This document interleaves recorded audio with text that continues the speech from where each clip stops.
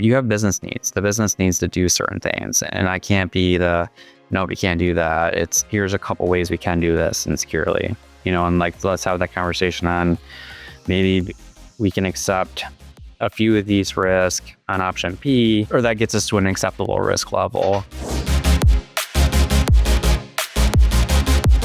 Hello, everybody. This is the IoT Security Podcast. I'm Eric Johansen, Global Director of Strategic Client Engineering, your host for today.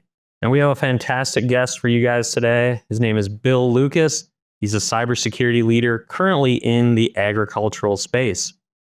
Bill Lucas is an information security leader with over 16 years of experience in protecting the digital assets and data of various organizations. He has worked in the automotive, healthcare, and tech sectors where he has developed and implemented effective security strategies and solutions to address complex and evolving threats. Bill's areas of expertise include endpoint security, application security, cyber defense, and enterprise risk management. Bill holds a master's degree in information assurance with a focus on digital forensics, and he is a certified information systems security professional, CISSP. Bill is passionate about staying abreast of the latest trends and innovations in the field of information security, and he enjoys sharing his knowledge and insights with others through speaking engagements, publications, and mentoring. Thank you, Bill, for being on the show today. Yeah, Eric, thanks for having me. Senior Director of Cybersecurity at Mastronardi Produce. It's a second kind of head of security role. Before that, I started in healthcare, went into automotive, did a couple of years consulting, which really gave me a breadth of from social media companies, airline, to even like glass companies, everything in between, financial.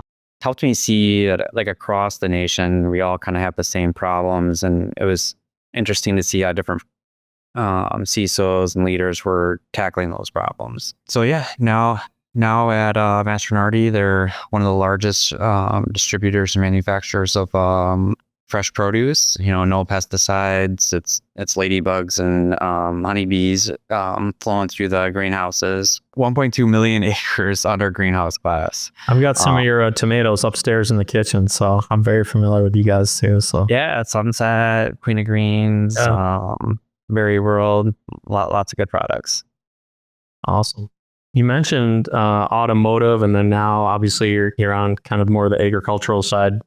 What have you seen, I guess, if you take a look at kind of cybersecurity challenges, right, as a leader in that space, and you've kind of been in both of those arenas, do you see a lot of big differences? Obviously, when you talk about, automotive, you're manufacturing, you have a specific output, and then you move to agricultural and you're, working with kind of living things and plants and all of that. Is there, what surprised you, I guess, about moving it to the agricultural side from, some of the other stops in your background? The different, because you're right, kind of manufacturing distribution's not unique, and it's kind of the same across many industries. But what made agricultural unique was kind of less PLCs and robotics to more like a UV robot going down the aisle to kill bacteria on the strawberry plants, or a lot of unique, very specialized equipment for produce. And that was kind of interesting, and why phosphorus kind of made it on the radar was how do I kind of inventory all these things, mitigate them, and continuously monitor. If the car part or something happens, you can still ship that car part a week later, a month later, even a quarter later. It's not bad. And where produce, it takes so long for that plant to grow, mature, and if something happens, you can't ship that a week later. You can't, just put it on the shelf and say, let's get our operations back in order and then get it out there. So that was a bigger complexity to kind of wrap my head around, and then understand that we need to keep this secure because it grows and you got to wait the 3 months for that to regrow again, so it can really have an impact on your business, bottom line. Has that led you to have more of a safety first approach? I imagine when it comes to security, you kind of have to have a light touch, I imagine then. 100%. Yeah. How do we monitor, upgrade firmware, rotate defaults, ensure people authorized access, but not be business interrupting the business. It is top of mind. It's the same kind of processes, just a lot more unique types of devices that you need to secure. And I mean, one of the things I've noticed that's, I think, been a newer IoT trend over the last like 5 to 10 years, particularly in farming and agricultural, is a lot of utilization of sensors.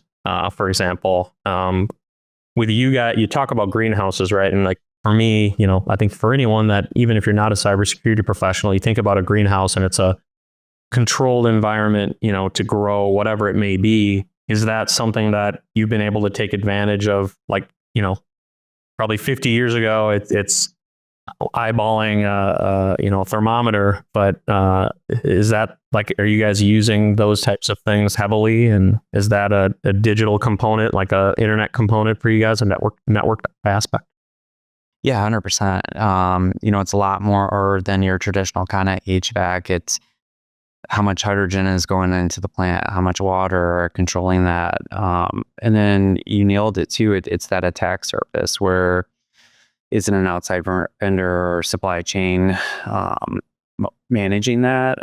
So you always kind of look at your ingress, egress points, and IoT is that a lot of the times. So being able to kind of just understand all those different types of equipment, whether it's HVAC, germination, other unique things to help the plant through its life cycle, we need them to be on our radar. One of the things I've noticed in my career is, like, as I've been in different environments, which is one of the fun things about this job. And for you, obviously having a couple different stops in different types of arenas, whether it's manufacturing or agricultural, been deployed. And then, there's these moments where you find a device and you're just like, I can't believe that they made something like this from a security perspective. So in my case, the one that always sticks out is finding a forklift that was controllable by a web browser. And obviously it required authentication, but it's still just, when you think about the safety component and someone using a web browser, that directly leads you to the path of like, okay, this person on the web browser may not actually see what's happening on the floor. And then you have real humans and other individuals that can be, damaged or hurt from that. So I guess from that perspective, do you have any stories of like devices that you've encountered, whether it's now or in the past, that you're just kind of like, your cybersecurity hat falls off, because you're so surprised?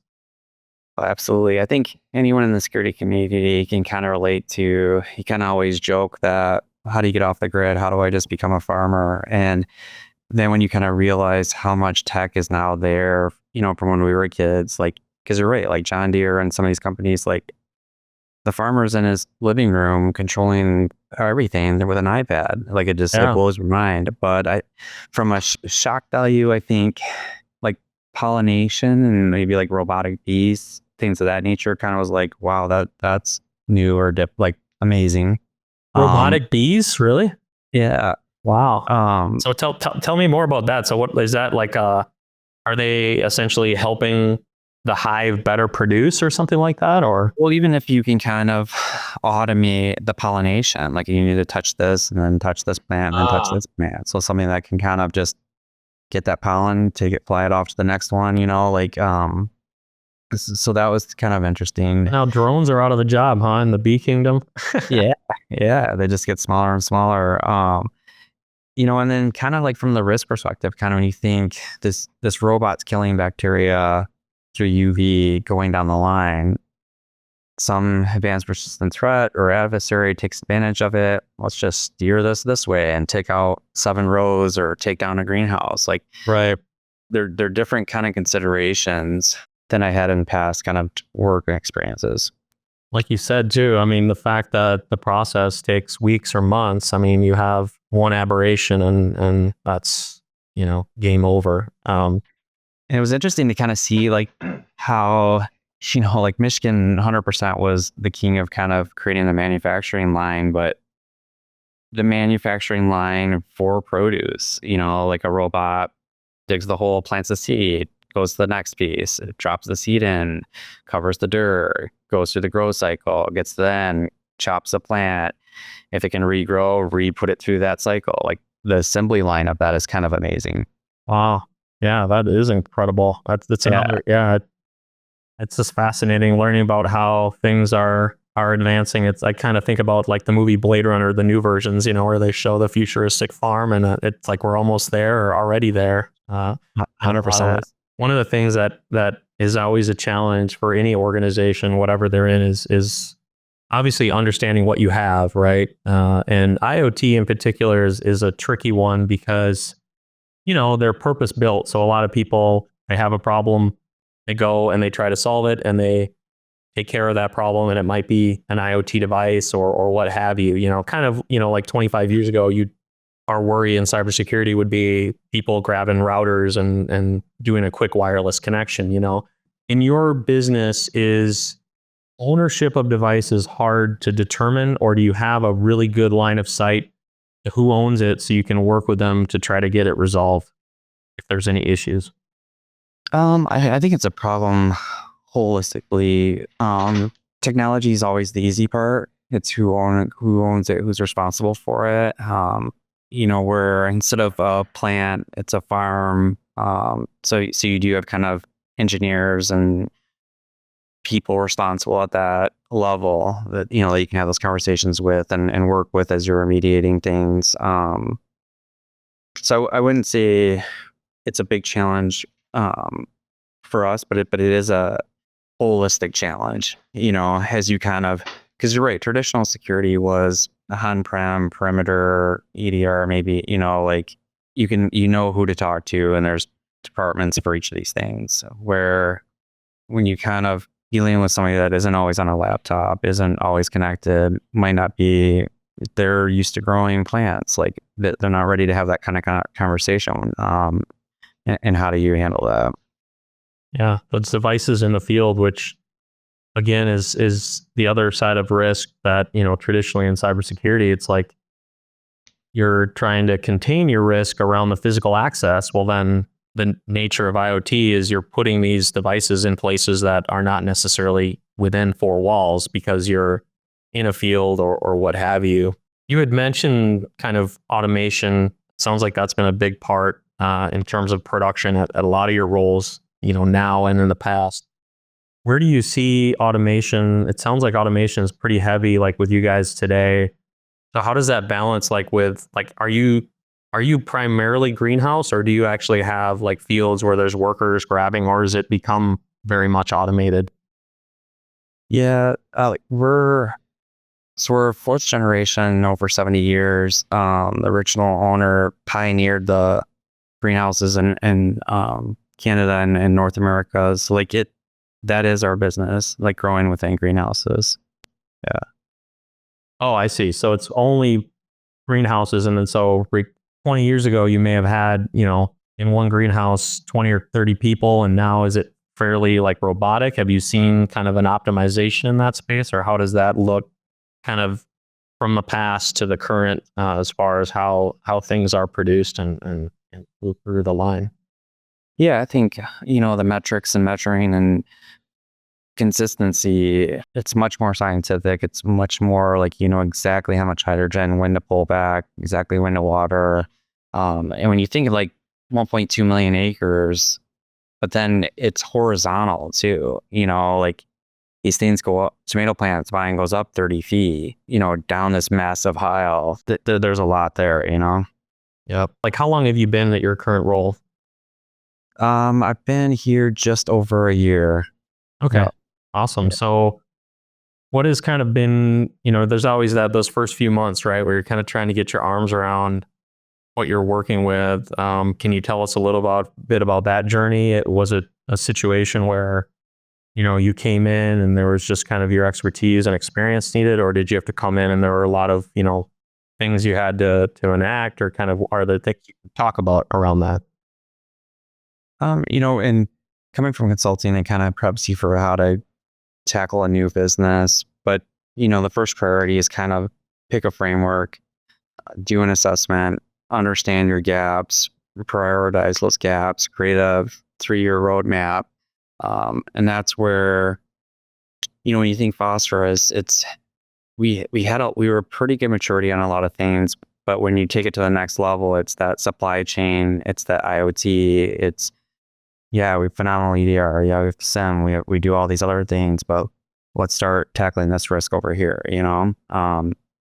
so that I very methodically went through and prioritized the gaps. And when it came time to kind of tackling the IoT challenge, we vetted a few companies against each other, and Phosphorus is the clear winner for a couple of reasons. Not having to deploy something at every switch at every distribution center or farm to get that instant visibility, but also another differentiator was the ability to remediate. There's so many tools that just identify, and great. Now who's going to go do the work, or who do you hand that off to where I can update the firmware within the platform. I can rotate the credentials within that platform. And then the continuous monitoring, what made it important from our agricultural standpoint is we have 500 different varieties under R&D. And potentially you would have, because there's so few companies in this tech, how many companies are making UV robots? You can have a competitor A and B doing POCs close to each other. How do you ensure this one didn't put an access point in another one's segmented network and trying to get proprietary information because they're trying to steal that business? So that continuous monitoring was key for us to detect new devices, understand what's truly in our farms, what's truly in our R&D facilities, and keep it secure. I think one of the challenges from a cyber leadership perspective is always talking to the business and getting them to understand the risk at hand, and not, talking specifically about where you are or where you have been, but kind of what, with your experience and expertise, what are your strategies about, potentially talking to, everyone says the board, right? Let's just use the board, right? And they don't necessarily understand the risk profile and the attack surface that may be out there, but kind of what's your style and methodology for helping communicate a technical challenge that really can affect the business to leadership to get, what you need to help mitigate risk? One of the strategies, and when you think kind of 10, 15 years ago, security was the big no, business function. No, can't do that. So it's not no, it's how can we do it securely? And when it comes from a executive leadership or board conversation, it's here are the 3 options, or here's option and the pros and cons, and let's come to consensus and let's run with it. Where I'm at, they understand what a loss of a greenhouse can impact the business, or whether it's ransomware or tornado or hurricane or whatever. The risk hasn't been the challenge. It's kind of because you have business needs. The business needs to do certain things, and I can't be no, we can't do that. It's here's a couple ways we can do this and securely. And let's have that conversation on maybe we can accept a few of these risks on option P, but still, or that gets us to an acceptable risk level, but still, reduces it. Gotcha. Yeah, and you were talking earlier about the remediation component within phosphorus bringing a lot of value. When you start, usually when I've been involved with deployment integration of our platform, a lot of times it becomes, okay, now we've discovered everything and we're aware of the risk. Now we have to go to these groups. In traditional IT, it can be easier, right? You've got the physical security team and they own the cameras and door controllers, and you've got the IT team that has the IP phones and the printers. But from your perspective and in your chair, what were some of the business owners of these devices that you had to go to get permission to make changes? Or is it the other side where you're able to have essentially carte blanche? No, it's definitely not the latter. And the key people and who are in charge of the farms overall, and even as we rolled out phosphorus as let's do this farm because there's the most unique devices there, and let's slow then this device, this farm. And then once you kind of get to a level, okay, now it can go everywhere. So like big believer in that strategy, kind of think big, start small, scale fast. Like you can overcome some objections like, well, that's going to bring the bandwidth down, or that's going to do this, or I don't want this to happen. And well, let's just try it here and then see that it's not impactful. Now let's do it here, and that process has helped bring new security innovation kind of in. And I'm not sure, like I totally understand your question. We definitely don't have the freedom, and because you don't want to take a site down or a farm down and it be your fault because you were testing some tool or made some wrong misconfiguration. So there's definitely, very clear, we're doing this at this time. This is how we can roll it back.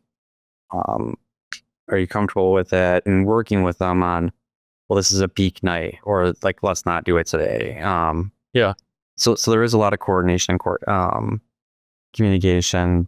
I guess I can't speak to the challenge of not knowing who to talk to. That's not a problem. It's just do it, I mean, I guess what I've seen, and yeah, or maybe I didn't phrase it correctly, but it was kind of like a lot of times when we talk to organizations or we're working with them, the past methodology before phosphorus, for example, is, I'm going to have to manually update these things, or I'm going to have to change these credentials, or just not do anything, right? And particularly with manufacturing and agriculture and businesses like that, these devices are now becoming increasingly important as part of the output from the business. And so I guess the general thought is like, oh, are they happy that there's someone that can help them at scale with some automation? Or is it more of, hey, we've got this in a DMZ and there's other mitigations, so we're not as worried about it? Or kind of, what did you experience, kind of any relief? Or, because a classic story that we hear is, there's someone using a script, or there's someone just swivel chairing and making changes. That level of automation can really optimize, similar to what's happening in some of your greenhouses. I think for me, it was, in this environment, they were going to do what they're going to do with or without security. And it was more of and it was always, when I started, it was, hey, the vendor can't connect to this. What is it? Or had no idea we were doing that. To opening that door, or let me show you how to do this more security. Let's put on a separate VLAN. Let's do this. Let's do that. Let's, and this gives me the visibility to see stuff before it's like that last minute. The vendor's coming tomorrow and they want to configure this. But you've had it there for months, but had no idea either way, So, and I guess it kind of answers like the previous question. It wasn't, they're going to do what they need to do regardless. This is me helping to get a little more visibility and then showing the secure way to kind of do some of these things, Right. Makes sense. And along those lines, are there, I guess, what keeps you awake at night today? Like, are there emerging threats or, new technologies and innovations in your space that are, what you're looking forward to? Because obviously you have the now, you have the past, and then someone like you in your role, you have to be always looking forward. Is there kind of, I guess, what gives you heartburn or concern today if you're thinking towards the future? I would say the one that's giving me the most right now is AI, and very beneficial, can make the business's life very easy and automate a lot of stuff and help speed up a lot of processes. The challenges are when you think shadow IT, so AI and cloud. Like if you say no, I'm just gonna fire up my own C2 instance in AWS and build it out anyways, or I'm just gonna send the data out to an AI that's not in your tenant, and have it tell me the answer. So leaning more on the AI, it's this data egress that scares me, and wrangling that in, because it's a delicate conversation. Well, this has helped me do my job better and more efficiently. So you have to point them to like, well, here's the AI that we have in our enterprise, or let me point you to a more secure way to do that. it's always been in security. When you think it's from a SIEM and user behavior analytics and what email gateways do and DNS gateways, AI has always been there. It's the pre-trained transformation that's just became so mainstream that now everyone's just, hey, compare these two documents. Hey, Ah, do this for me. it's Hey, your company's data. Yeah. yeah. That's been a big initiative, kind of data production, and has me worried. How have you, like, I guess from when you look at like your team structure, you guys have like a OT or IoT security expert, or is that kind of you, or where are you looking kind of forward as far as like managing the challenge of IoT security? Is that a current role for you, or is it a role that will be dedicated, or kind of how do you look at that? Would love to have a dedicated role. The reality is, there's only so many employees in the whole enterprise and only so many employees in security. It's kind of living within the SOC team from a detect respond kind of piece right now. From working at companies with 200,000 people or even consulting on ones at 300,000, you had security teams bigger than our IT department, but it's a different world. You wear multiple hats, when you're not a smaller business. Yeah. And then, so like as a smaller business, you mentioned a SOC. You guys must have like a relatively like 24/7 type scenario. Are you using phosphorus data to kind of enrich asset knowledge and tying that in with other components, or kind of how is that looked at? Like if you don't necessarily have a dedicated person that's in charge of the business relationship and kind of the daily running, it's kind of a SOC function then? Yeah, I mean, we are 24/7 managed technical response and then internal SOC to work on things like this, where there's a lot of, and MDRs can't just update the firmware. They can't do things, like you need that human interaction to kind of have those conversations. Bill, you've been in your own journey with IoT security, and you're kind of on it now, a lot more mature than a lot of other organizations, because at least what we're seeing as an organization, there's a lot of companies out there that are kind of not doing much. So like if you're like looking forward and giving advice as someone that's kind of been down this path at a couple different stops on the way, what would you recommend that organizations prioritize when they're looking at this IoT and OT side of the house, as far as like security measures and everything that they should be doing to be secure and have an agile approach? I mean, from a SCP perspective, pick a framework, start building your security program, start knowing what your gaps are, work to close those. CMMC has been 10 years kind of in will it ever happen? I heard just recently, like the government finally did approve some of that stuff. And a previous role, uploaded perfect score to Spurs and you were just waiting. Now this is actually getting finalized and getting pushed.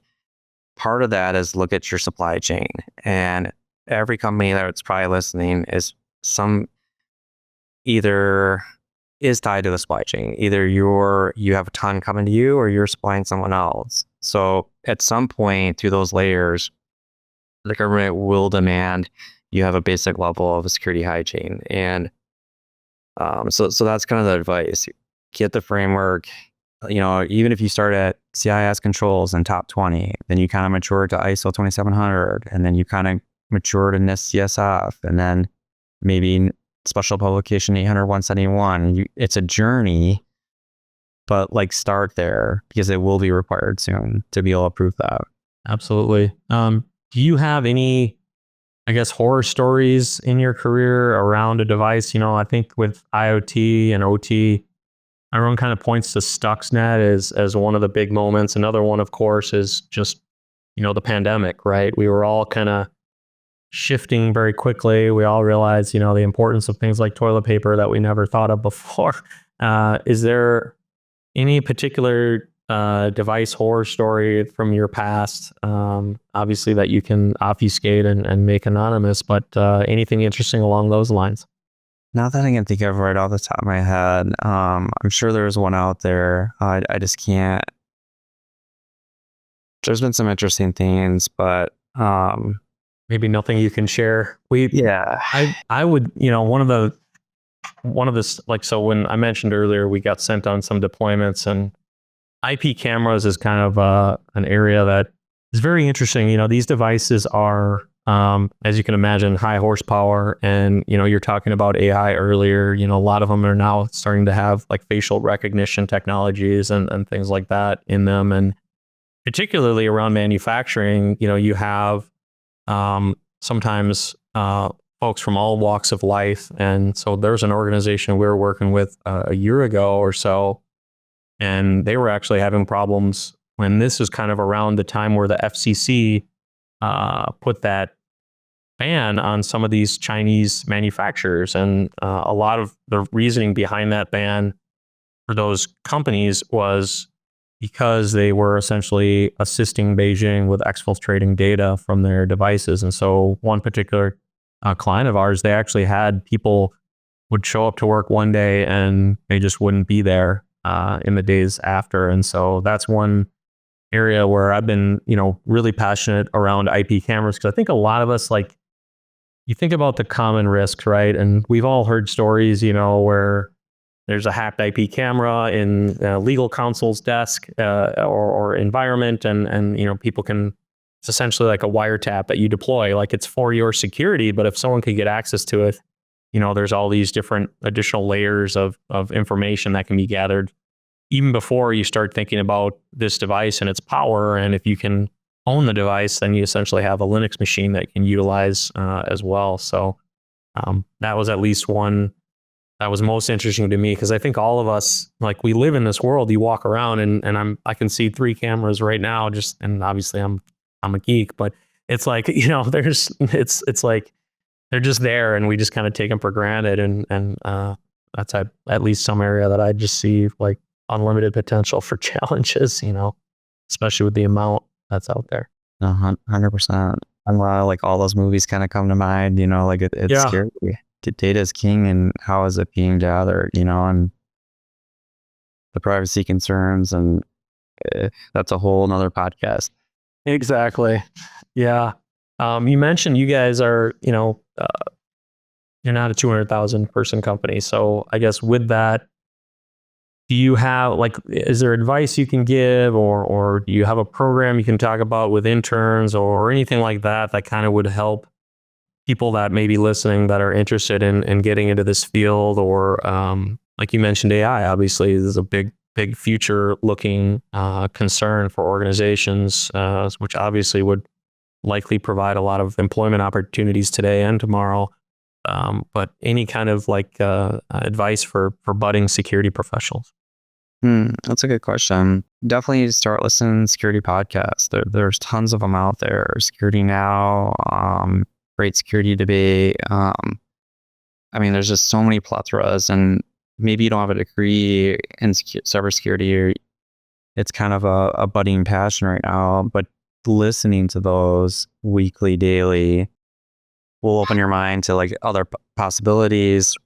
What's the risk? How are people handling it? And then you decide, yeah, this is something I want. I want to get a degree in it, or I want to get a job in it. But I would start there. Makes the commute go by really quick and easy. I Yeah. usually put it on 1.2 or 1.5 speed, and you can There you get go. home, How did you start in your career, Bill? Were you always going to be in cyber, or did you kind of diverge, or what was that like for you? I really wanted to be an electrical engineer, and like, 'cause I love like taking apart things and putting things back together. And I was totally like geek at like healing neon lasers, 30,000 volt shockers, ion ray guns. Like, Wow. those are like the things I asked for when I was like 12. Like selling wireless mics. That you could tune in on a frequency. And I would sell them at schools like spy devices. Like, Yeah. hey, find your parents, you have this. But then that kind of mindset of like taking things apart, understanding, really leads you into that hacking kind of mindset. Yeah. And then started taking the degrees in it. And then you take quite a few ethical classes, and then you realize, okay, let's maybe help prevent this, and that's when security kind of all came together. But yeah. Did That you was my start out and kind of were you an electrical engineer starting out, or did you get into the and took IT? classes like we were designing the motherboard and all the different layers, and they had a lot of fun there in there. But yeah, security just took over. Yeah. Yeah. Oh, that's awesome. Yeah. I mean, I personally came up via an internship, and so I'm a big fan of those. It just gives you that opportunity to get in with an organization while you're going to school and studying, that component. And then, they get to know you as an individual because, one of the things you hear today is there's just so much competition, and how do you stand out? And nothing stands out like a relationship and being there and being a known person that they think, oh yeah, this person does a lot of good work, and you have an opportunity that, that comes from that. Do you guys do, like here in Phosphorus, we're lucky to be headquartered in Nashville, so we have like programs with Vanderbilt and stuff like that, which is great. Like a lot of brilliant people coming in and out. You guys have like a similar program or something that you've thought about? No, 100%. Yeah, we do internships, and we've already been kind of stacking who will be the security ones for this summer. And last year, not in the security team, but some other teams, they became full-time employees. And you're right. And you kind of nailed the challenge with work from home. For a young person, like there's so much power in just like, I didn't know we did that. Like, oh, what's that? And like, Yeah. you just need that visibility and networking and talking to people and understanding what's behind the business. Arguably when you get to a certain age, work from home works because you have that foundation, but we need to give back to that next generation. It's hard to pick that stuff up when you're not in the office, Yeah, it is interesting. I mean, you mentioned kind of going to school and all of that, and obviously very, very important. But you also, in the same breath, we're talking about, electrical engineer, and even prior to that, tearing stuff apart, breaking it. I mean, that was one of the ways I learned so much, and I think that's what I'm into IoT because like these, when I when I was a teenager and I broke my dad's Mac. He was a little more mad than now if I break, a little IoT device. And that's one of the things that's funny is I've had people tell me like, well, we're not worried about those because they're like $30 each. And it's like, well, yeah, that's the whole thing. They're $30 each. You've got 500 of them on your network.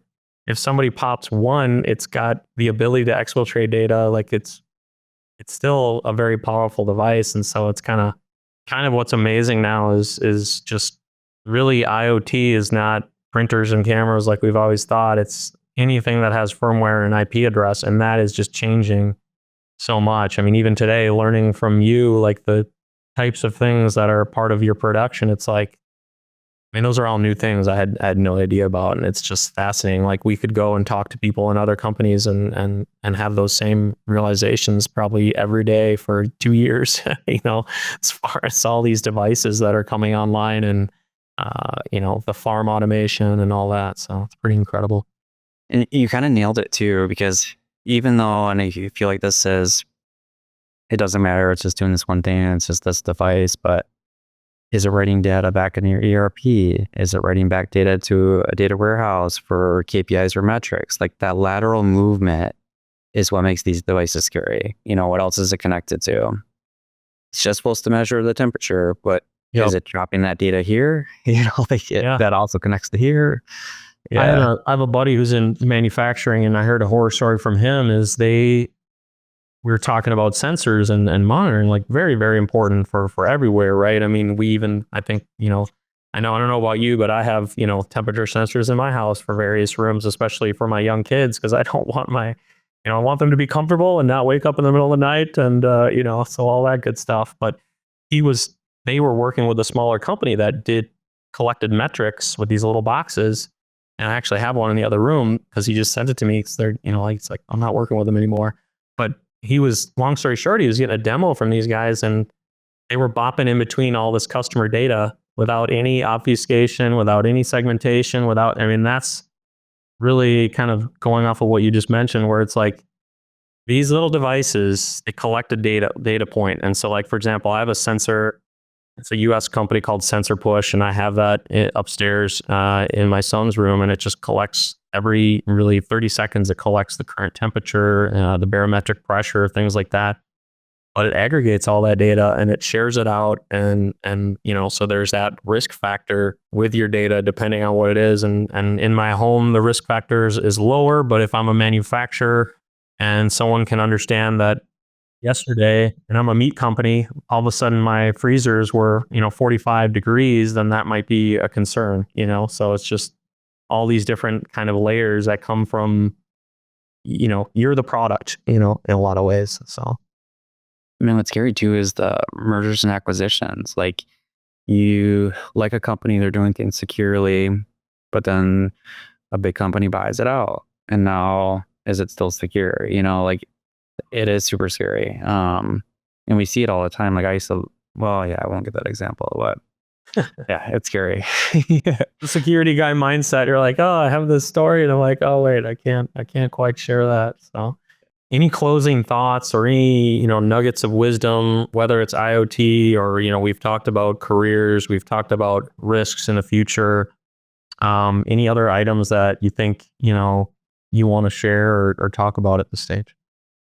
I mean, if you're struggling to understand your threat landscape with non-standard devices, I highly recommend giving Phosphorus a call. If you know your subnets, and it's amazing how quickly you can get the visibility, and instantly you'll see the value.